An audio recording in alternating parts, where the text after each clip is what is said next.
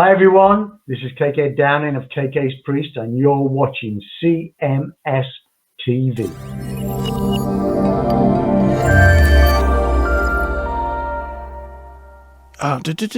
Arise came out in 91 and KSAD in 93. Okay, so 2 years apart. Yeah. And they actually, Morbid Visions came out in 1986. Wow, okay. And then Schizophrenia in 87, Beneath the Remains in 89. And then it was off to the races. All right, that's what I'm saying. It's just like the ones that, brought them to the public eye, or the big two are Chaos AD and Roots. Yeah, of course. Those are the big two. My favorite, I think, would be Arise. That album is just a fucking punishing record. Or Alex, which is, most people don't even know that one. Yeah, Alex. I don't know that one. I do know Arise. I do know Chaos AD. Well, this was the middle of the Derek Green era, was Alex, but that album just fucking... The fake era. Stop. The fake era. Nope. Yeah, the poser era. Nope. The pretend Sepultura era. Absolutely no. Just because it wasn't Cavalera, I'm not even going to listen to it. Well, I don't care if it's good or not. I'm just not listening to it. Then you would miss out on the best music of the Sepulturas. You're full of shit. I'm not listening to that. Well, don't. Screw that. Listen to your Dokken record with one guy. Fake! If it's not Cavalera, I'm not listening to it. No Jeff Pilson, no Dokken, man.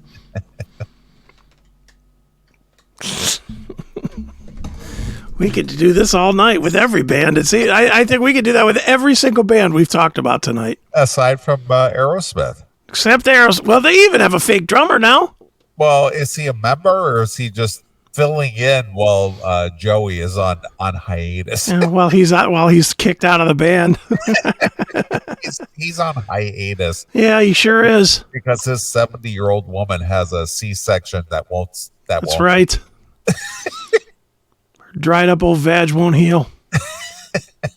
Son of a bitch. Right.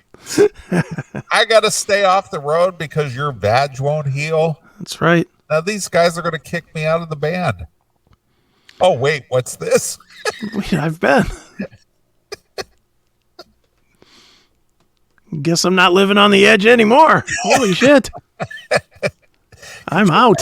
Could you imagine living your life as a multi-platinum member of probably one of the most massive classic rock bands that ever lived, and go, yeah, I can't go on the road, guys, because my wife is having some issues.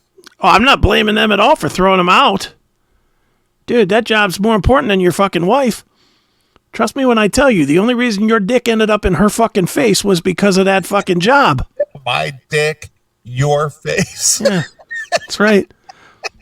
But I don't understand. Again, and we talked about this earlier in the show. It's just like, why are you fucking guys getting married? Why are you doing that? I've never understood it. I've never understood it. Like you guys have had so much success and so much money and so much luxury and so much pussy. Well, I'm getting to that. Oh, all right. That you could afford to have new pussy running in and out of your house every day of the week. Absolutely. And it would cost you less than a divorce. Yeah, of course. Yeah, it's insanity. It is insanity. The only thing I could think of is that the marriages are the things that they try to do to make themselves feel like they're still normal people.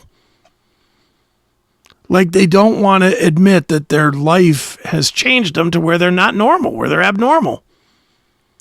Either that or loneliness. Well, a couple of guys that I can admire or sticking to their guns, as far as their success and making a great living and rising to a certain level of prominence, as it were, and not succumbing to the whole marriage thing, during their most successful portion of their career, is our friend Don Dawkin.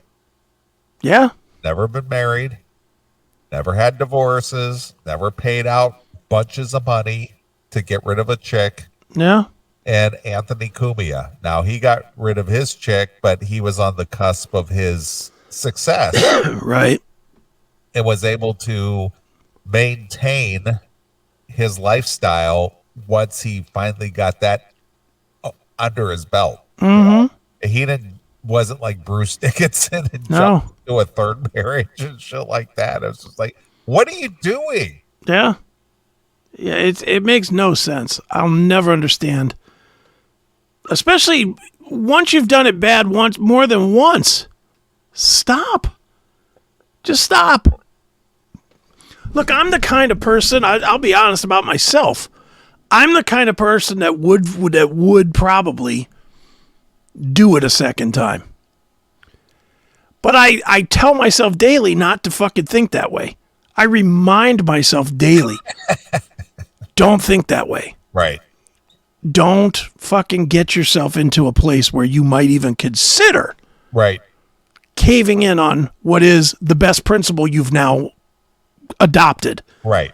Which is not having a fucking bitch around my goddamn neck. Well, you've known me for I mentioned 98, 08, 18, 25 years. Mm-hmm.